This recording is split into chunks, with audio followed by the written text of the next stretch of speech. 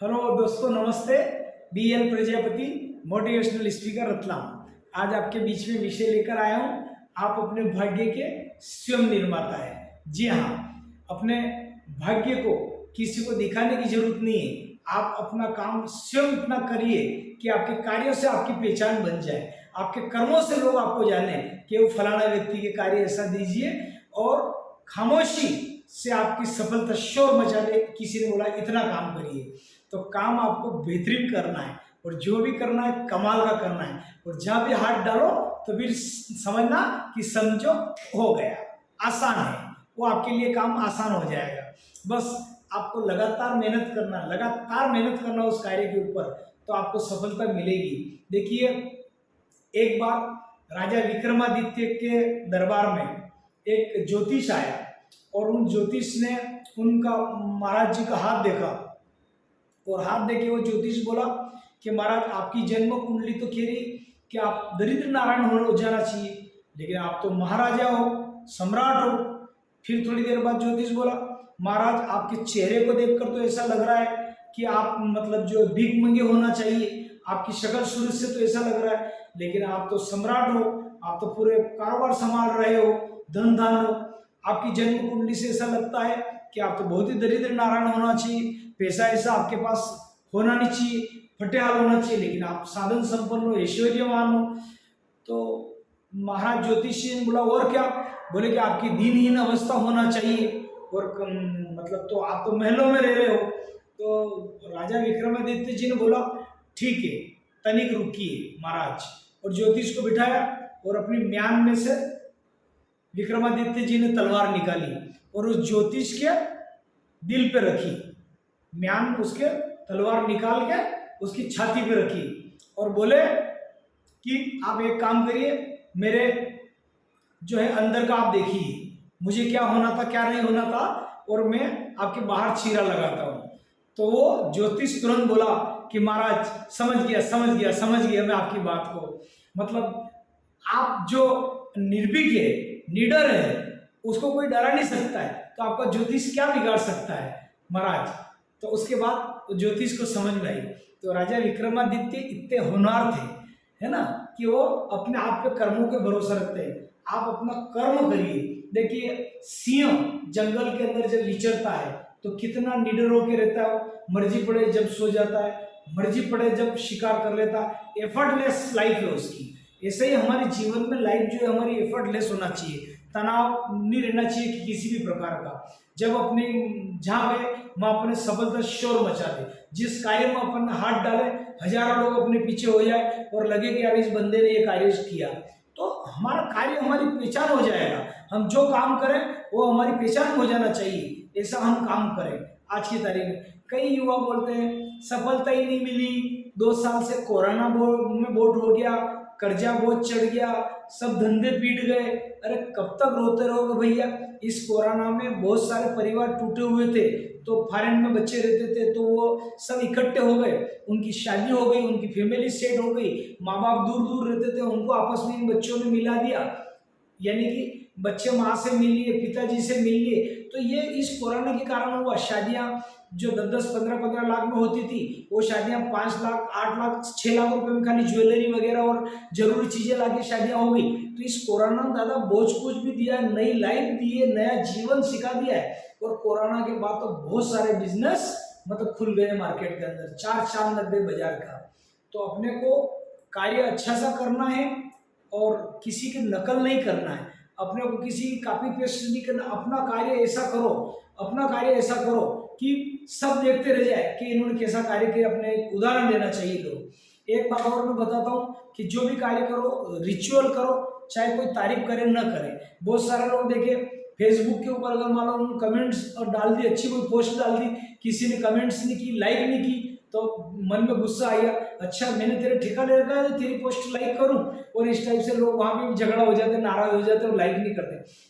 आपकी पोस्ट को कोई लाइक करे ना करे, आपको अपना रिचुअल प्रोग्राम डेली करना है। जैसे अपन पेस्ट रोज करते हैं ना, करते हैं, नहाते रोज है। ऐसा हमारा अगर कोई भी वीडियो बन रहा है या कोई हम पोस्ट अगर डेली अच्छी कर रहे हैं तो हम करते जाए, हम किसी की नकल न करें, कोई तारीफ करे न करे, उससे कोई फर्क नहीं पड़ता है। हमें हमारा कार्य हमको रोज करना है, तो हमको डेली रिचुअल्स प्रोग्राम के तहत अपने कार्य को रोज करना है, निरंतर निरंतर करना रोज। जैसे हम प्रातः 6 बजे उठ गए तो हमको रोज 5 सुवाक्य बोलना, यानी बोलना, हमको अच्छी इंटेंशन देना यूनिवर्स को, यानी देना, परमपिता परमेश्वर को धन्यवाद देना यानी देना, योगा प्राणायाम करना यानी करना, स्पिरिचुअलिटी का जो प्रोग्राम है हमारा आध्यात्मिकता 10-15 मिनट का वो भी करना, मतलब करना, हर कार्य करना, हंसी मजाक कीर्तन, और चेहरे को थोड़ा सा अच्छा खिलखिलाता रखिए। आप जहाँ देखेंगे जहाँ भी जाएंगे सफलता। और निर्णय हमेशा लेना है, सोच समझ के निर्णय लेना है, बुद्धिमता से निर्णय लेना, अच्छे लेना। एक बार का एक किस्सा बताऊं, एक सरकार ने एक नियम निकाला कि भैया कैदी भाइयों के लिए अच्छी योजना लाओ, और इनको मतलब जो है सभी जेलर को आदेश दे दिए कि मंत्री जी ने कि भैया जेल के अंदर अच्छे से प्रोग्राम करो, तो रामलीला का आयोजन करना। तो उसमें सभी ने रामलीला का आयोजन किया।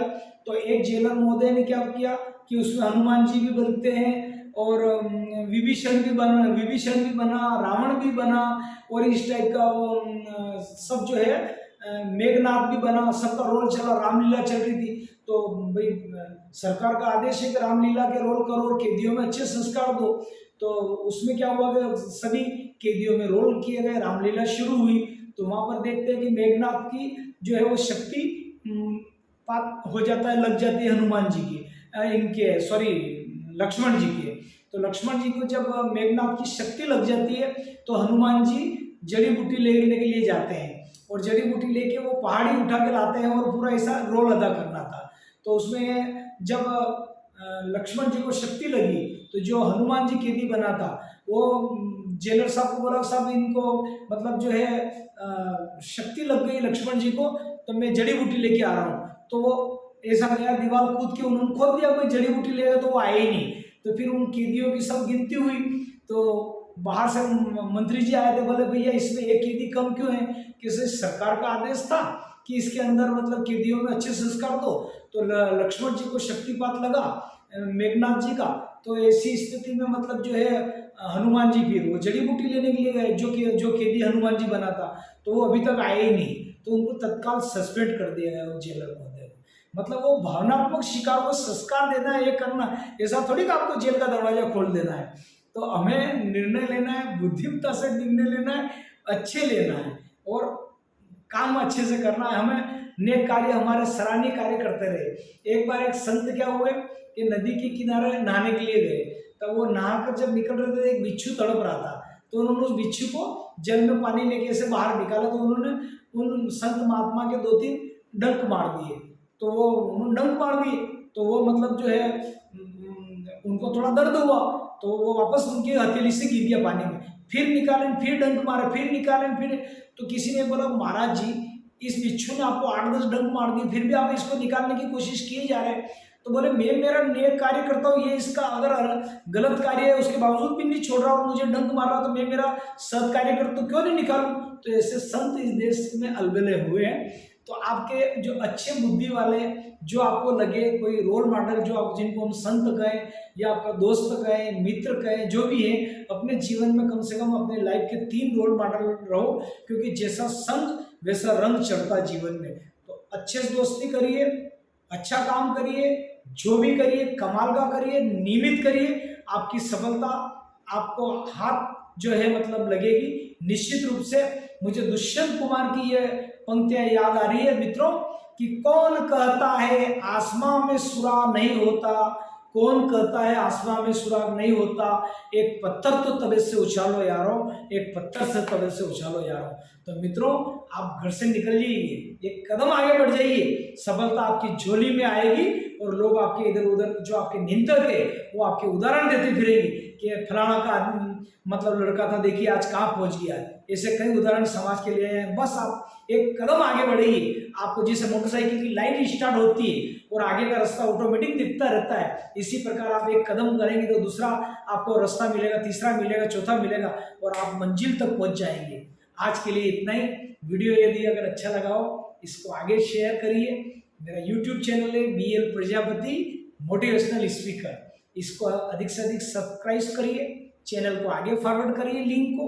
और आज के लिए इतना ही, और आपका कार्य समझो हो गया। आज के लिए इतना ही।